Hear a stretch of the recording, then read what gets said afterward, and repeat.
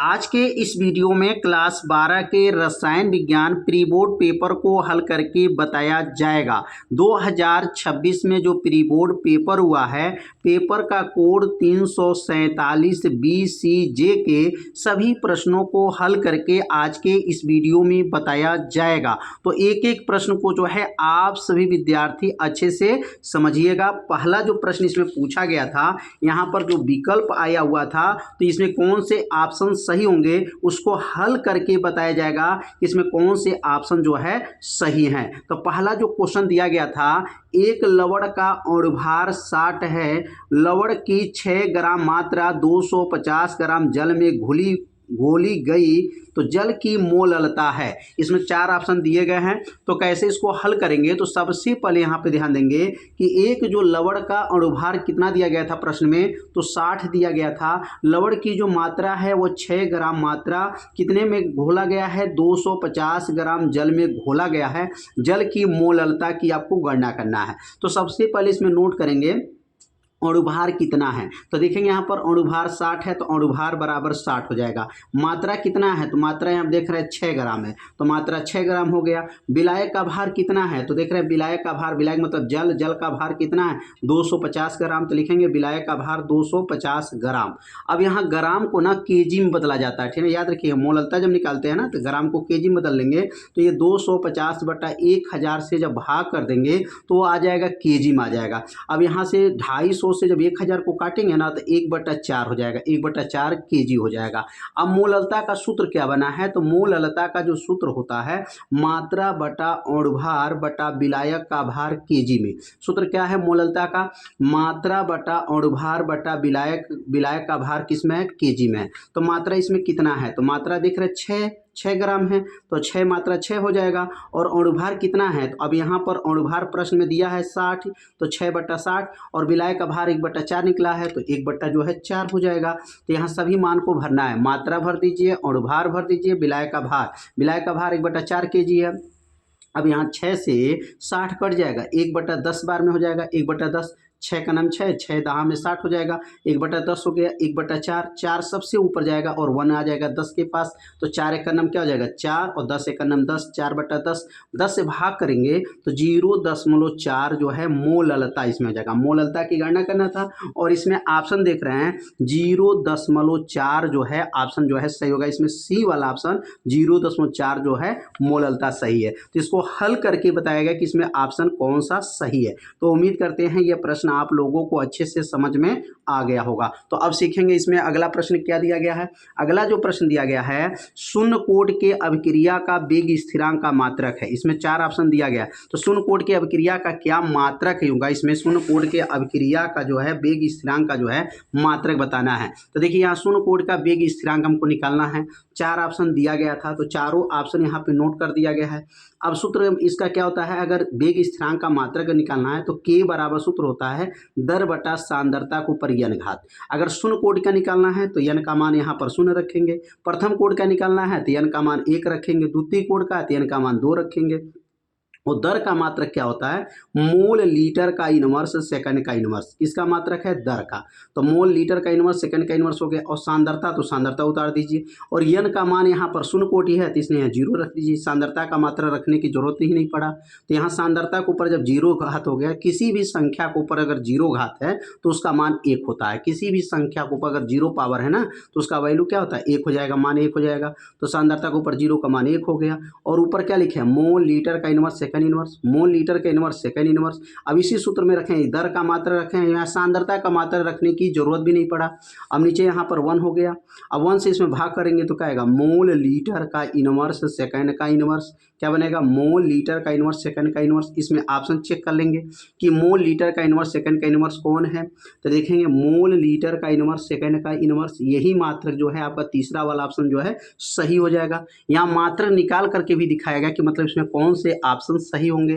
अगला देख सकते हैं, अगला दिया गया पोटेशियम है, ये कोबाल्ट है, ये पूरा बड़ा वो रहेगा CO, नीचे 4 घात में CO कोबाल्ट की ऑक्सीकरण संख्या है।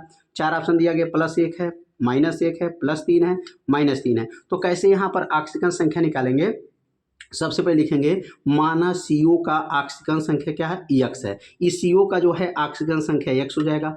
के का ऑक्सीजन संख्या 1 होता है, क्या लिखेंगे यहाँ पर 1 हो गया, CO का X हो जाएगा, और ये CO जो है ना ये कार्बन मोनोऑक्साइड है, ध्यान दीजिए यहाँ बड़ा वो बनाइएगा, ये बड़ा वो है ठीक ना, कार्बन मोनोऑक्साइड है, कार्बन मोनोऑक्साइड का ऑक्सीजन संख्या ना 0 होता है, क्या होता है 0 हो जाएगा, और नीचे 4 है तो 4 से गुणा कर लीजिए बराबर 0, क्योंकि यहाँ पर कोई पावर नहीं है, तो यहाँ 1 कहाँ से आया, पोटेशियम की ऑक्सीजन संख्या 1 होता है और CO का X हो जाएगा, कोबाल्ट कार्बन मोनोऑक्साइड C और बड़ा वो का जो है 0 होता है, गुणे 4, 4 शून्य 0 हो गया, प्लस 1 को पक्षांतर करेंगे -1 आ गया, तो -1 आ गया, तो इसमें दूसरा वाला ऑप्शन जो है -1 जो है इसमें ऑप्शन क्या हो जाएगा, सही हो जाएगा, इसमें दूसरा वाला ऑप्शन क्या है, सही है। तो आप समझ में आ रहा होगा कि मतलब कैसे इसको हल किया जा रहा है। तो एक एक लाइन जो है आप सभी लोग अच्छे से तैयार कर लीजिएगा, क्योंकि जब 2026 का एग्जाम होगा ना तो इसी में से प्रश्न जो है पूछे जाएंगे। तो अब अगला प्रश्न क्या है, अब यहाँ अगला प्रश्न दिया गया, निम्न संरचना वाले यौगिक IPSC नाम लिखना। अब इसका IPSC नाम लिखना है, 4 ऑप्शन दिया गया है, तो इसमें कौन सा IPSC नाम होगा, तो लिखेंगे यहाँ पर निम्न संरचना वाले यौगिकों को IPSC नाम लिखिए। अब इस यौगिक का IPSC नाम लिखना है, 4 ऑप्शन दिया गया है, बहुत आसान दिया गया है। कैसे नाम लिखा जाएगा इसको पहले नोट करेंगे, CH3 CH OH CH2 फिर C, यहाँ OH है, ऊपर भी CH3 है, नीचे भी CH3 है।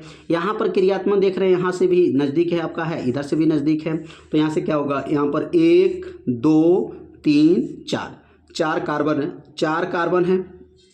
चौथे नंबर कार्बन पर मेथिल जुटा है, किस नंबर पर, चौथे नंबर पर, तो क्या लिखेंगे 4 मेथिल, यहाँ मेथिल हो गया, 4 मेथिल, 2,4 दूसरे नंबर पर भी है, दूसरे नंबर पर भी है, और यहाँ पर पेंटेन, पेंटेन का मतलब क्या हो गया, मेथेन एथेन प्रोपेन ब्यूटेन, देखिए मेथेन एथेन प्रोपेन, ये ब्यूटेन हो जाएगा, ब्यूटेन, और एक पेंटेन, ठीक है ना, पेंटेन पेंटेन डाई आल क्यों हो जा रहा है, डाई क्यों लिख रहे हैं, क्योंकि इसमें दो जो है, दो है, इसमें दो जो है OH 2 समूह है, इसलिए डाई आल हो जाएगा। तो क्या बनेगा, 4 मेथिल 2,4 पेंटेन डाई आल, इसमें जो है ऑप्शन सही हो जाएगा।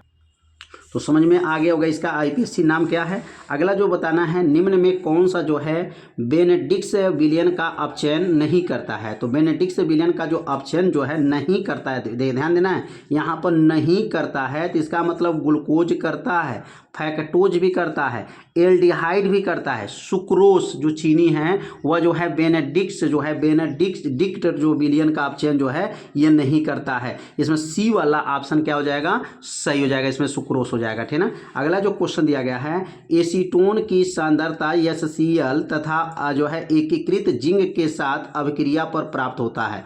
अगर यहाँ पर एसीटोन का अपचयन करा दिया जाएगा ना, अपचयन कराएंगे किसके उपस्थित में, जिंक के उपस्थित में और HCl के उपस्थित में, तो देखिए एसीटोन हो गया, इसका अपचयन हुआ है तो क्या बना है, CH3 CH2 CH3 और पानी जो है बाहर निकल गया, तो यहाँ पर CH3 तो यहाँ क्या होगा CH3 CH2 CH3, B वाला ऑप्शन इसमें क्या हो जाएगा, सही हो जाएगा, इसमें सुक्रोज सही हो जाएगा और इसमें B वाला ऑप्शन सही हो जाएगा, क्योंकि जिंक और HCl के जब उपस्थित में जब अपचयन कराया जाता है, अपचयन का मतलब यहाँ हाइड्रोजन से जब यहाँ पर अपचयन हुआ है तो क्या बना है यहाँ पर जो बना है मेथेन एथेन प्रोपेन हो जाएगा, क्या बनेगा प्रोपेन, और B वाला ऑप्शन क्या हो जाएगा, सही हो जाएगा। अब अगला प्रश्न समझेंगे, विकल्प पूरा जो है प्रश्न जो है समाप्त हो गया।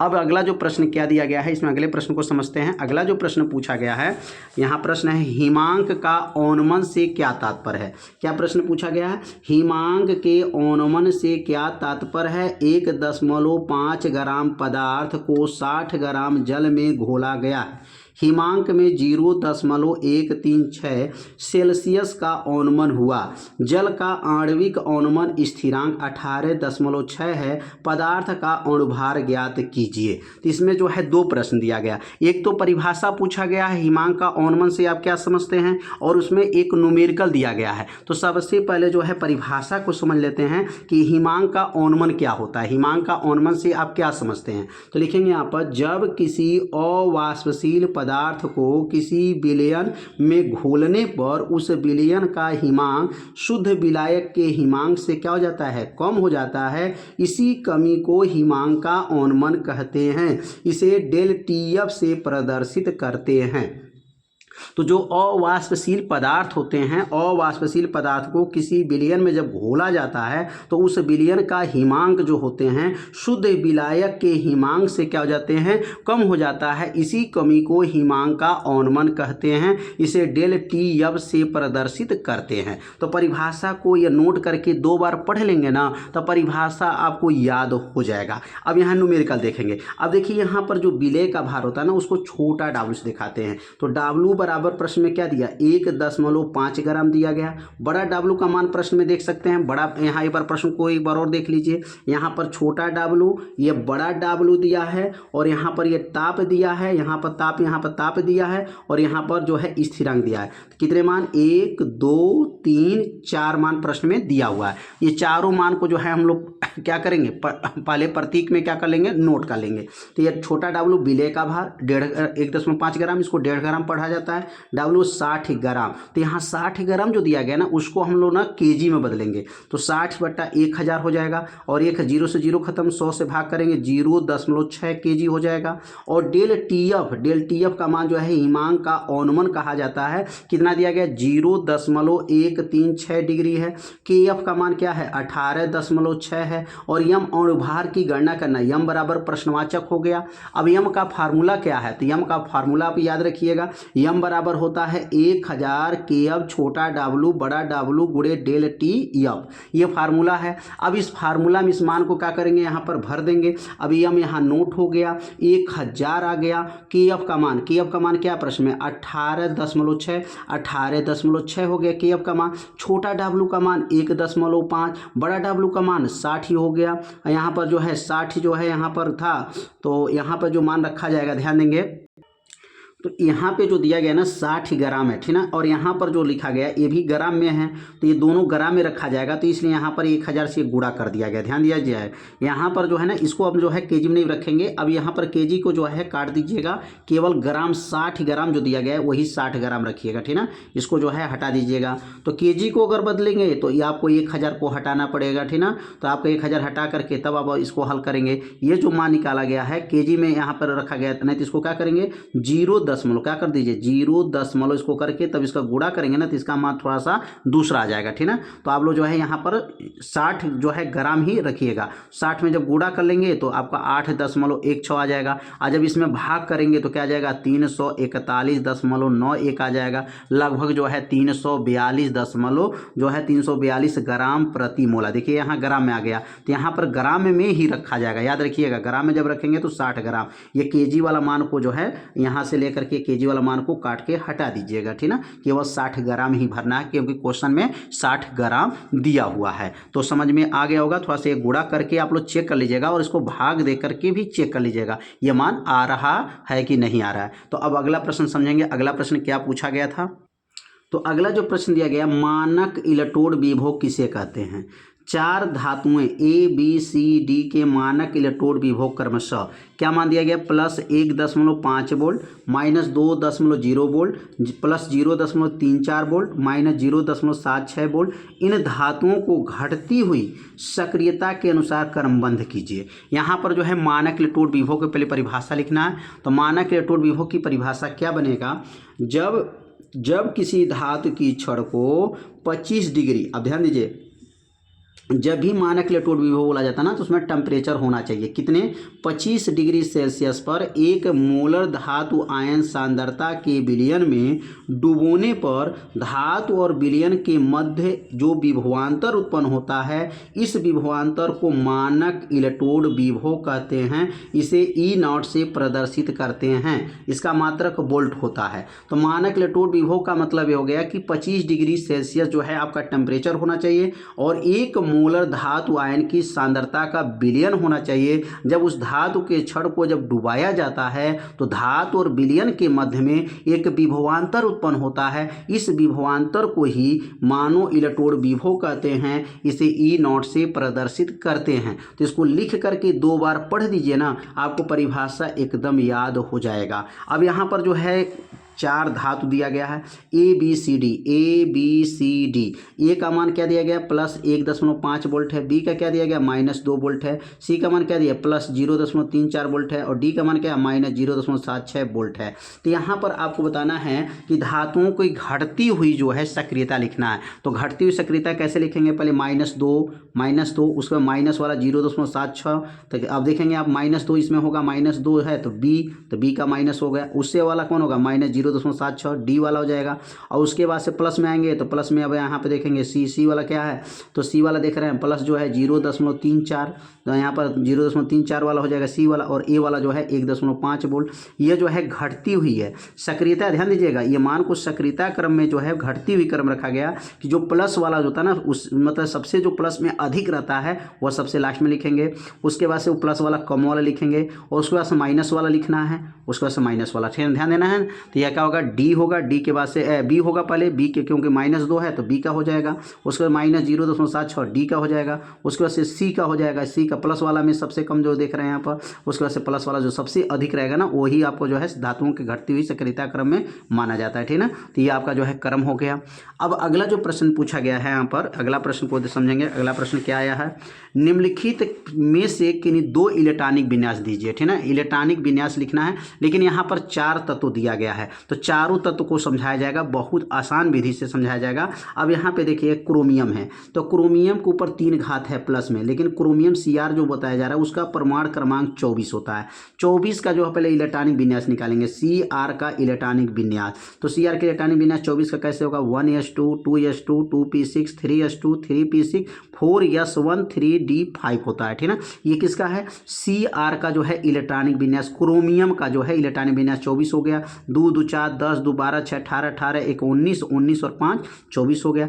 अब इस 24 में से 3 इलेक्ट्रॉन कम कर दीजिए, इसमें से 3 इलेक्ट्रॉन निकाल दीजिए। तो 3 इलेक्ट्रॉन कैसे निकलता है, पहले 4 मतलब लास्ट वाला क्लास में से इलेक्ट्रॉन खत्म करेंगे, तो लास्ट में देख रहे 4 लास्ट वाला क्लास 1 इलेक्ट्रॉन इसमें कम हो जाएगा और 2 इलेक्ट्रॉन इसमें कम हो जाएगा, क्योंकि 3 इलेक्ट्रॉन कम करना है। तो ये 4s1 तो खत्म और 3d में जो 5 है उसमें से भी 2 इलेक्ट्रॉन कम हो जाएगा, 3 इलेक्ट्रॉन कम करना है, Cr3 के ऊपर प्लस है, 3 इलेक्ट्रॉन कम हो जाएगा, तब क्या बनेगा 1s2 2s2 2p6 3s2 3p6।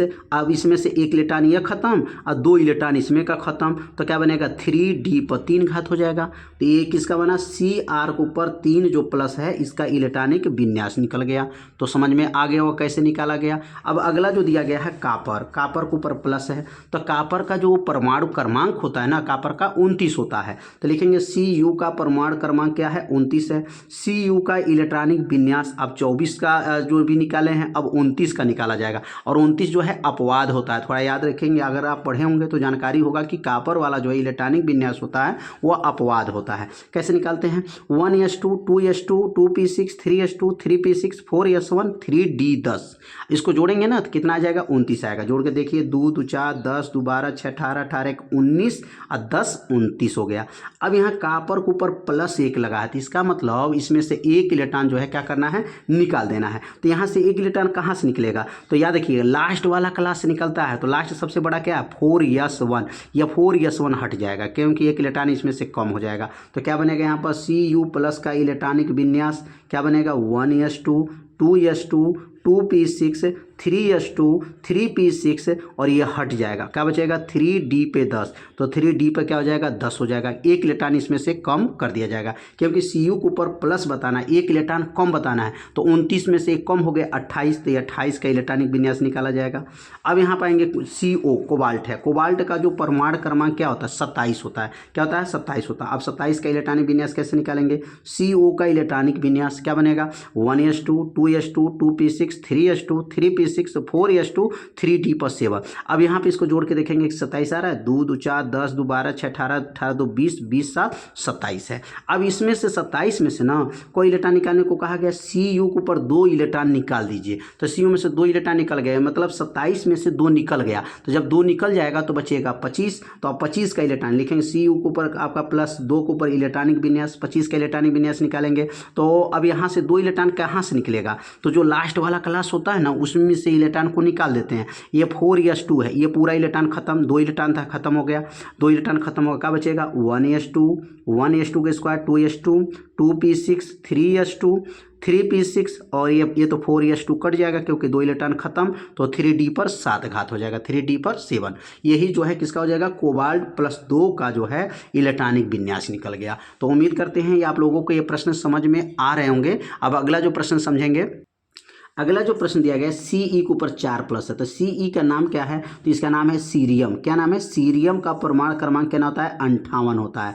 अब 58 का इलेक्ट्रॉनिक विन्यास निकालेंगे, कैसे बनेगा, 1s2, 2s2, 2p6, 3s2, 3p6, 3d10, 4s2, 4p6, 4d10, 5s2, 5p6, 4s1, 5d1, 6s2 होता है। ये इलेक्ट्रॉनिक विन्यास आपको निकालना सीखना पड़ेगा। और सोचेंगे आज ही हम इलेक्ट्रॉनिक विन्यास निकालना सीख जाएं तो ऐसा नहीं हो पाएगा। आप जो है s ब्लॉक p ब्लॉक के तत्व यदि पढ़े होंगे तो उसमें इलेक्ट्रॉनिक विन्यास बताया गया होगा। तो इलेक्ट्रॉनिक विन्यास पहले निकालना सीख लीजिए, कैसे इलेक्ट्रॉनिक विन्यास निकाला जाता है। तो यहाँ पर जो निकाला गया ये 58 का इलेक्ट्रॉनिक विन्यास है। अब इस 58 में से 4 को क्या करेंगे, यहाँ से कम कर देंगे, 4 इलेक्ट्रॉन इसमें से कम करेंगे। तो 4 इलेक्ट्रॉन कौन कौन कम होगा, यहाँ से 1 इलेक्ट्रॉन यह खत्म, 1 इलेक्ट्रॉन यह खत्म और 2 इलेक्ट्रॉन यह खत्म, 2 1 3 1 4, यहाँ से समझिए 4 इलेक्ट्रॉन ये पूरा खत्म। 1 इलेक्ट्रॉन इसमें का, 1 इलेक्ट्रॉन इसमें का, 2 इलेक्ट्रॉन इसमें का, कहाँ तक लिखेंगे 5p6 तक जो है आपका बनेगा। तो क्या लिखेंगे यहाँ पर, Cu पर 4+ इलेक्ट्रॉनिक विन्यास क्या रहेगा, 1s2, 2s2, 2p6, 3s2, 3p6, 3d10, 4s2, 4p6, 4d10, 5s2, 5p6 तक। ये पूरा यहाँ से यहाँ तक 4 इलेक्ट्रॉन इसमें से निकल गए, 1 इलेक्ट्रॉन इसका, 1 इलेक्ट्रॉन इसका, 2 इलेक्ट्रॉन इसका, तो टोटल 4 इलेक्ट्रॉन इसमें से बाहर निकल गया। तो उम्मीद करते हैं ये इलेक्ट्रॉनिक विन्यास निकालना जो है आप लोग समझ गए होंगे। अब अगला जो प्रश्न पूछा गया था, विटामिन ए और सी हमारे लिए आवश्यक क्यों हैं, उनके महत्वपूर्ण स्रोत लिखिए। तो विटामिन ए के लिए जो हमारा जो है क्या हमारे शरीर के लिए क्यों आवश्यक है, तो लिखेंगे विटामिन यह जो है ए, यह दृष्टि, प्रतिरक्षा प्रणाली और त्वचा के स्वास्थ्य के लिए आवश्यक होता है। तो ध्यान देंगे, त्वचा के स्वास्थ्य के लिए जो है आवश्यक होता है। इसकी कमी से रतौंधी नामक रोग हो जाता है। विटामिन ए की कमी से कौन सा रोग होता है, तो रतौंधी नाम के जो है रतौंधी नामक जो है यहाँ पे रोग हो जाएगा। और जो है विटामिन ए जो होता है ना, वो त्वचा के स्वास्थ्य के लिए क्या होता है, आवश्यक होता है। और इसका स्रोत क्या है, मतलब ये विटामिन ई किसमें किसमें प्राप्त होता है, तो यहाँ लिखेंगे स्रोत में मछली का यकृत के तेल में मिलता है, गाजर में मिलता है, मक्खन में मिलता है, दूध में मिलता है, अंडा में, पालक में, ठीक है ना। इसमें जो है विटामिन ए जो है मात्रा मिलता है इन लोगों में, ठीक है ना। किसमें, मछली के तेल, गाजर, मक्खन, दूध, अंडा, पालक में जो है इन लोगों में, इसमें जो जितने ये पदार्थ हैं, ये इसमें पदार्थों में जो है ना विटामिन ए जो है मिलता है। विटामिन सी क्या है, विटामिन सी समझते हैं। विटामिन सी क्या करता है, हमारे शरीर के लिए क्यों आवश्यक है, तो कहेंगे यह प्रतिरक्षा प्रणाली को मजबूत करता है, घावों को भरता है। किसको करता है, घावों को जो है भर देता है। और इसमें के कमी से जो है ना स्कर्वी और पायरिया नामक रोग हो जाता है। स्कर्वी किसके कमी से होता है, विटामिन सी के कमी से स्कर्वी नामक रोग हो जाता है और पायरिया जो है रोग हो जाता है। और इसका स्रोत क्या है, तो इसका स्रोत है नींबू है, आंवला है, मौसमी अंगूर, जो खट्टा वाला सामान होता है ना वो विटामिन सी में ही प्राप्त होता है। तो विटामिन ए का स्रोत पूछा गया था और विटामिन सी का स्रोत पूछा गया था, और हमारे लिए जो है आवश्यक क्यों होता है आप लोग अच्छे से समझ गए होंगे। तो अब सीखेंगे अगला प्रश्न। अगला प्रश्न एक न्यूमेरिकल दिया गया, अब बहुत ही आसान न्यूमेरिकल दिया गया है, लेकिन इस न्यूमेरिकल में ना एक जो मान जो दिया गया लाग वाला मान इस प्रश्न में नहीं दिया गया है। तो लाग वाला मान इस प्रश्न में देना चाहिए, तभी तो लड़के बोर्ड के पेपर में इसको ज्ञात कर पाएंगे। तो यहाँ पर लाग का मान यहाँ पर नीचे दे देना चाहिए था, लेकिन यहाँ पर प्रश्न में नहीं दिया गया है। तो अब क्या दिया गया है, अभिक्रिया ए को गर्म करने पर बी और सी उत्पाद बना है, निम्न आंकड़ों को प्राप्त कीजिए। पहला जो दिया गया ना टी सेकंड, 0 सेकंड है, 900 सेकंड है और 1800 सेकंड है। और ए की जो प्रारंभिक सांद्रता है 50.8 है, और यहाँ दूसरी जो दिया है 19.7 है और 7.62 है। यह सिद्ध कीजिए कि अभिक्रिया प्रथम कोट की है। तो इसको कैसे सिद्ध किया जाएगा कि यह अभिक्रिया जो दिया गया मान जो दिया गया है, क्या यह प्रथम कोट के अभिक्रिया का मान दिया गया है। तो इसको बहुत आसान विधि से हल किया जाएगा। और देखेंगे यहाँ लिखेंगे पहले समय अंतराल के लिए निकालेंगे। पहले क्या लिखेंगे, सबसे पहले क्या करेंगे, पहले समय अंतराल के लिए जो है यहाँ मान को निकाला जाएगा। अब पहले समय अंतराल देखेंगे टी का मान कितना दिया गया है, तो देखिए ये तो जीरो है, यहाँ से चालू करेंगे 900, क्या लिखेंगे 900, तो यहाँ लिखेंगे टी बराबर 900 हो जाएगा। और 900 का जो प्रारंभिक सांद्रता कितना था, तो 900 का प्रारंभिक सांद्रता 50.8 है, और 1800 का भी प्रारंभिक सांद्रता 50.8 ही लेना है। याद रखिएगा टाइम जो दिया 900 का प्रारंभिक रहेगा तभी, और 1800 का रहेगा तभी 50.8 ही लेना है। तो 900 का जो है प्रारंभिक सांद्रता यह है, और अंतिम सम जो है यहाँ से जो है यहाँ पर जो शेष मात्रा है यह बताया जाएगा 900 के लिए, और 1800 के लिए शेष मात्रा क्या है 7.62 है। तो अब यहाँ पे लिखेंगे t बराबर 900, टाइम हो गया। ए लिखेंगे यहाँ पर, ए नीचे नॉट लिखेंगे, मतलब इसका मतलब हो गया प्रारंभिक सांद्रता। प्रारंभिक सांद्रता प्रश्न में क्या दिया गया है एक बार देख लेते हैं, 50.8 दिया गया है। और ए जो टी लिखा गया मतलब ए टी के लिए कितना मान दिया गया, अंतिम अवस्था शेष मात्रा इसको बोलेंगे 19.7 है। और यहाँ वेग स्थिरांक का सूत्र होता है प्रथम कोट के लिए k बराबर 2.303 बटा टी लाग ए नॉट बटा ए टी, नीचे हो जाएगा। अब यहाँ मान को रखेंगे तो इसको कहेंगे K1, पहला क्रिया निकाले ना, इसे पहला है तो इसमें K1 हो जाएगा। 2.303 बटा 900 हो गया, लाग हो जाएगा। और ये प्रारंभिक मात्रा और ये शेष मात्रा, इसका प्रारंभिक मात्रा यह है और इसकी शेष मात्रा यह है 50.8 बटा 19.7 है।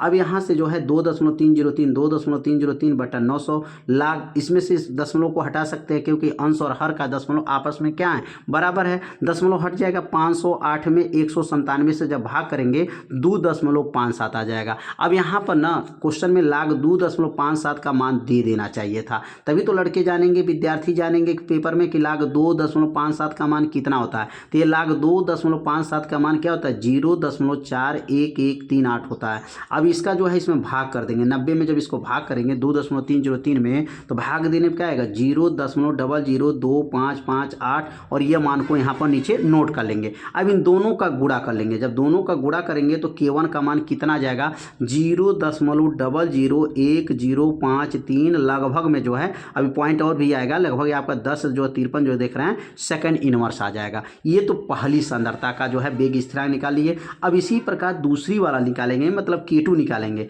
और K2 की सांद्रता अगर इतना ही आता है लगभग में तो मान लिया जाएगा कि प्रथम कोट की अपक्रिया है। अगर सांद्रता मतलब ज़्यादा कम बेसी आएगा तो आपको प्रथम कोट की सांद्रता नहीं माना जाएगा, लेकिन इसमें कहा गया सिद्ध कीजिए कि प्रथम कोट की अपक्रिया का जो है सांद्रता है। तो ये तो प्रथम कोट की अपक्रिया के लिए सिद्ध करने के लिए K1 निकल गया। अब K2 के लिए जैसे अभी हल किया ना सेम वैसे ही हल करेंगे K2 के लिए, मतलब हमारे दूसरे पदार्थ के लिए। जो टाइम में 900 दिया है, अब टाइम कितना लेंगे यहाँ पर देख लेंगे, यहाँ पर 1800 लेंगे, और ये प्रारंभिक सांद्रता 50.8 रहेगा और शेष मात्रा 7.62 रहेगा। अब ये यह मान को 1800, 50.8 और 7.62 को मान को लेकर के अब हल करेंगे, K2 का मान निकालेंगे। तो यहाँ पे लिखेंगे दूसरे सांद्रता के लिए क्या लिखेंगे, आपका दूसरे जो समय अंतराल के लिए क्या बनेगा, तो T बराबर हो जाएगा 1800 और ए नाट का मान क्या था, मैंने प्रारंभिक सांद्रता 50.8 और अंतिम सम जो है शेष में उसको बोला जाएगा, शेष जो सांद्रता क्या है 7.62 है। अब यहाँ फार्मूला लिख दिया गया, वेग स्थिरांक का फार्मूला होता है K बराबर 2.303 बटा टी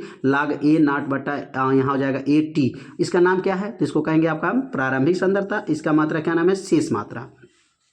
अब यहाँ K से K2 बन जाएगा, पहले वो K1 था अब K2 हो जाएगा। 2.303 बटा 1800 हो जाएगा, लाग 50.8 बटा 7.62 हो जाएगा। अब यहाँ पर जो हो जाएगा 2.303 बटा 1800 लाग, इसमें भाग करेंगे ना तो 6.6 आ जाएगा। और लाग 6.6 का मान क्या होता है, ये भी प्रश्न जो में ये प्रश्न जो दिया गया प्रश्न, इसमें मान ये दे देना चाहिए था प्रश्न में, लेकिन मान इसमें नहीं दिया गया है। तो लाग 6.6 का मान जो है इतना होता है कि ना 0.823।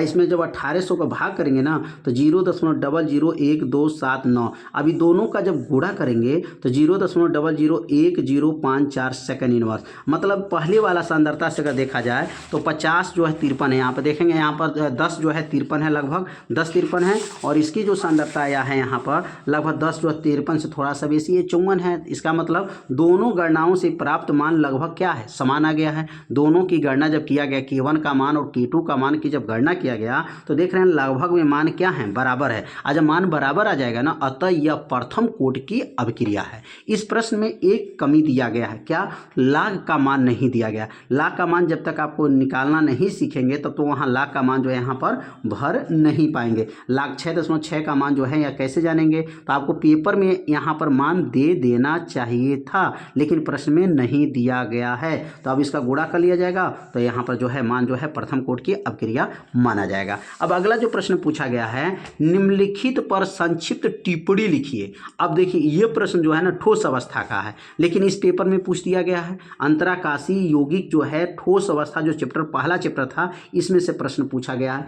वे यौगिक जिनमें छोटे आकार का परमाणु किसी धातु के क्रिस्टल जाल में रिक्त जगहों में प्रवेश कर जाता है, मतलब बड़ा ठोस आकृति हो, बड़े बड़े ठोस चीजें हैं, उसके अंदर छोटे छोटे चीज जो है समा जाए, अंदर समा जाए, उसी को अंतराकाशी यौगिक कहा जाता है। अंतराकाशी मतलब क्या है, बड़े के स्थान पर छोटा आ जाना, बड़ा के बीच में कहीं कहीं बीच में जो है छोटा जो है चीज आ जाए। जैसे मान लीजिए लड्डू रखा गया है, उसके अंदर चींटी लग गया, चींटी लग गया तो चींटी कहाँ गया, उसके अंदर चला गया, तो वो क्या है, अंतराकाशी हो गया, अंदर चला गया इसके अंदर, तो अपने जगह उसमें खाली था तभी तो गया। उस लड्डू के अंदर अगर चींटी चला गया तो इसका मतलब जगह खाली था, तो वह जगह अंदर जो खाली है उसी को क्या कहा जाता है, अंतराकाशी यौगिक है। वे यौगिक जिनमें छोटे आकार परमाणु किसी धातु के क्रिस्टल जाल में रिक्त जगहों में प्रवेश कर जाते हैं अंतराकाशी यौगिक कहलाते हैं। अब अगला प्रश्न इसी में टिप्पणी देना है, कार्बोनिल।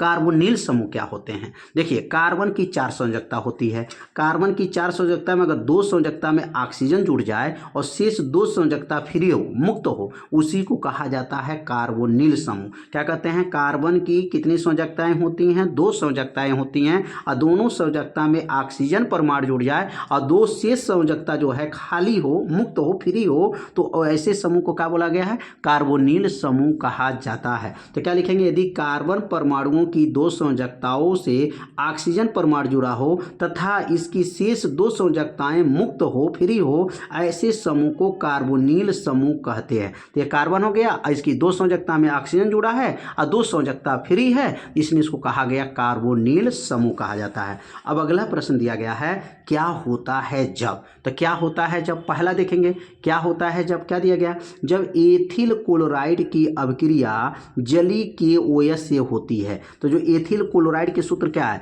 C2H5Cl, इसका नाम है एथिल क्लोराइड, C2H5Cl हो गया। किसके साथ क्रिया कराएंगे, KOH के साथ जब क्रिया कराएंगे तो ये बनेगा एथिल एल्कोहल। क्या बनेगा, एथिल एल्कोहल, और इसका नाम है पोटेशियम क्लोराइड। क्या नाम है, पोटेशियम क्लोराइड। तो क्या बना है, एथिल एल्कोहल। कितना आसान है, अब देखिए K के साथ Cl आ गया और Cl उसके जगह पे हट के OH चला गया, तो OH इसके जगह पे गया, Cl इसके पास आया, बस तो यही हुआ है। बस कितना आसान अभिक्रिया इसमें पूछा गया है। अब अगला देखेंगे, अगला प्रश्न दिया गया है कि मेथिल क्लोराइड की अभिक्रिया किसके साथ करा दे, KCN से करा दे तो क्या बनेगा। तो जो मेथिल क्लोराइड की अगर अभिक्रिया KCN से होगा तो लिखेंगे मेथिल क्लोराइड का सूत्र क्या है, CH3Cl। ये मेथिल क्लोराइड है और इसका नाम है पोटेशियम साइनाइड है, इसमें पोटेशियम साइनाइड से कराना है, तो इसमें भी क्या होगा, Cl किसके पास आ जाएगा, K के पास, और CN इसके पास चला जाएगा, मेथिल साइनाइड। क्या कहेंगे, मेथिल साइनाइड बन गया और पोटेशियम क्लोराइड बन गया। कितना आसान रिएक्शन जो है इसमें पूछा गया था। तो आज के ये वीडियो आप लोगों को कैसा लगा, आप सभी लोग एक बार जरूर कमेंट कीजिएगा। अब अगला जो प्रश्न इसमें जो दिया गया है, शेष जो प्रश्न दिया गया है, तो अगले भाग के वीडियो में जो है बताया जाएगा। और अगर उस भाग का वीडियो आपको देखना है तो एक बार डिस्क्रिप्शन बॉक्स को चेक कर लीजिएगा, वहाँ पर उस भाग का वीडियो मिल जाएगा, वहाँ से जा करके अगले भाग का वीडियो आप लोग देख सकते हैं। तो आज के वीडियो में जो है इतना ही बताया जाएगा। मिलते हैं अब अगले भाग में, तब तक के लिए जय हिंद, जय भारत।